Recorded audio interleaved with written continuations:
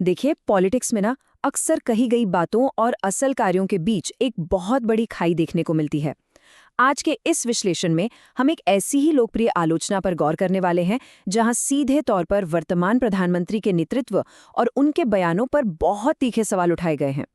हमारा मकसद यहाँ किसी एक पक्ष की तरफदारी करना बिल्कुल नहीं है, बल्कि सिर्फ इस बात को निष्पक्ष रूप से समझना है कि आखिर क्रिएटर के ये आरोप क्या हैं और किस आधार पर लगाए गए हैं। तो चलिए बिना किसी देरी के सीधे इस चर्चा में उतरते हैं। इस पूरी आलोचना को ठीक से समझने के लिए हमने इसे कुछ हिस्सों में बांटा है। सबसे पहले हम मुख्य आलोचना को देखेंगे, फिर नेतृत्व की सलाह और उनके खुद के कामों की तुलना करेंगे। इसके बाद चुनाव के दौरान बयानों की टाइमिंग, फिर श्रेय और जवाबदेही के अंतर पर बात करेंगे और अंत में इस पूरे विश्लेषण का निष्कर्ष निकालेंगे। तो आइए सबसे पहले इस पूरी आलोचना के बिल्कुल मुख्य आधार यानी कोर पॉइंट से शुरुआत करते हैं। अगर आप सोर्स मटेरियल पर गौर करें तो वहां शुरुआत में ही एक बेहद तीखा और सीधा सवाल पूछा गया है। मुझे समझ में नहीं आता इतने दोगले प्रधानमंत्री को कोई सपोर्ट कैसे कर सकता है। अब देखिए, यहाँ इस्तेमाल किए गए शब्द बहुत ही कठोर हैं। ये कोई आम राजनीतिक असहमति नहीं है, बल्कि सीधे नियत पर किया गया एक बड़ा प्रहार है। और यही एक लाइन तय कर देती है कि आगे आने वाले आरोप कितने गंभीर होने वाले हैं। अब यहाँ जो दोगला या पाखंडी शब्द इस्तेमाल हुआ है ना, क्रिएटर ने इसे एक खास संदर्भ में पेश किया है। उनके अनुसार इसका मतलब सिर्फ झूठ बोलना नहीं है, बल्कि ये उस बहुत बड़े अंतर को दर्शाता है जहां एक नेता जनता के लिए तो कड़े नियम तय करता है, लेकिन अपने खुद के व्यक्तिगत कामों में उन नियमों को बिल्कुल दरकिनार कर देता है। कथनी और करनी के बीच का यही विरोधाभास इस पूरी आलोचना का केंद्र बिंदु है। इसी विरोधाभास को और गहराई से समझने के लिए अब हम अपने दूसरे हिस्से पर चलते हैं, सलाह बनाम व्यक्तिगत कार्य। क्रिएटर ने यहाँ एक बड़ा ही दिलचस्प कंपैरिजन दिखाया है। एक तरफ जनता को निर्देश दिए जा रहे हैं कि भाई सोना मत खरीदो, विदेश यात्राएं मत करो, पेट्रोल डीजल बचाओ, इलेक्ट्रिक गाड़ियां अपनाओ और हो सके तो वर्क फ्रॉम होम करो। लेकिन दूसरी तरफ आलोचक का दावा है कि इन्हीं बातों के ठीक अगले दिन नेताजी खुद मनोरंजन के लिए एयर शो देखने निकल जाते हैं। उनके साथ 100 गाड़ियों का विशाल काफिला चलता है और ऐसे मुश्किल समय में यूरोप के दौरे किए जाते हैं। तो ये जो तस्वीर बनती है ना, ये सीधे तौर पर एक बहुत बड़ा विरोधाभास पैदा करती है। और इसी बात पर जोर देने के लिए एक बड़ा ही शानदार अलंकारिक सवाल पूछा गया है।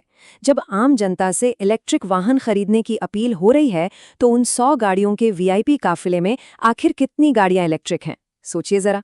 इसका सीधा सा मकसद ये पूछना है कि क्या पर्यावरण बचाने की जिम्मेदारी सिर्फ आम नागरिक की है, या फिर ऊंचे पदों पर बैठे लोगों की भी इसमें कोई व्यावहारिक भागीदारी होनी चाहिए? क्योंकि आखिरकार एक लीडर का मुख्य काम क्या होता है? सबसे पहले खुद उदाहरण पेश करना। क्रिएटर यहाँ बिल्कुल साफ कहता है कि देखिए, पेट्रोल बचाना, इलेक्ट्रिक वाहन खरीदना या वर्क फ्रॉम होम करना, ये सब सलाह अपने आप पे गलत नहीं है। ये तो बहुत अच्छे सुझाव हैं। लेकिन समस्या तब आती है जब सलाह देने वाला व्यक्ति खुद उन पर रत्ती भर भी अमल नहीं करता। अगर नेतृत्व ही अपने बनाए नियमों को नहीं मानेगा, तो उन नियमों की कोई विश्वसनीयता बचती ही नहीं है। चलिए अब तीसरे और एक बहुत ही महत्वपूर्ण पॉइंट पर आते हैं, चुनाव का समय और बयान।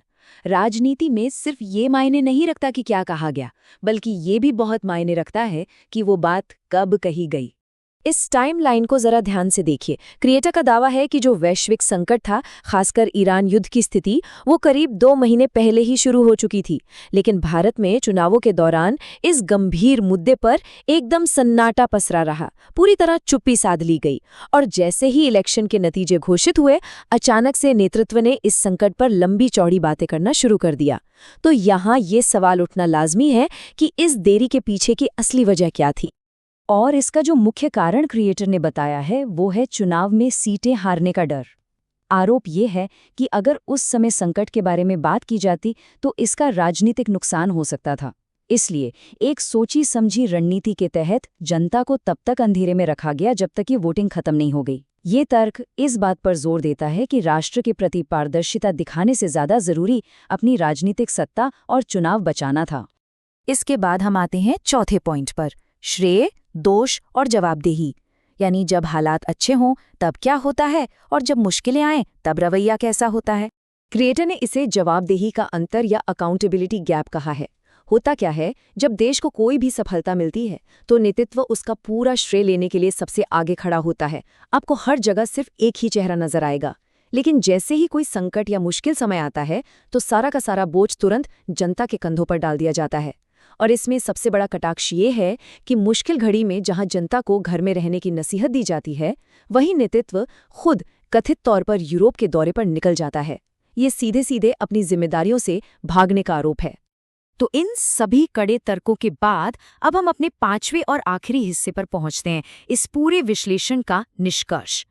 सब कुछ एनालाइज करने के बाद अंत में एक बहुत ही चुभने वाला सवाल पूछा गया है। क्या एक आत्ममुग्ध यानी सेल्फ ऑब्सेस्ड व्यक्ति वाकई एक लीडर बनने के लायक है? क्रिएटर का मानना है कि जो इंसान सिर्फ अपनी छवि, अपने आराम और अपनी कुर्सी की परवाह करता हो और जो मुसीबत आने पर अपनी ही जनता को उनके हाल पर छोड़ दे, वो नेतृत्व करने का नैतिक अधिकार खो देता है। यहाँ आकर ये पूरी आलोचना सिर्फ नीतियों तक सीमित नहीं रहती, बल्कि सीधे नेता के चरित्र पर सवाल खड़ा कर देती है। और यही हमें आज के इस सबसे बड़े और बुनियादी सवाल पर लाकर खड़ा करता है। क्या सत्ता में बैठे लोगों के लिए अलग नियम होने चाहिए, या उन्हें भी उन्हीं मानकों और उसी त्याग का पालन करना चाहिए जिसकी वे हम और आप जैसे आम नागरिकों से उम्मीद करते हैं? सोचिएगा जरूर। एक स्वस्थ लोकतंत्र में राजनीतिक बयानों और असल कार्यों के बीच के अंतर को समझना और ऐसे सवाल पूछना हमेशा बहुत जरूरी होता है। आज के इस विश्लेषण में बस इतना ही।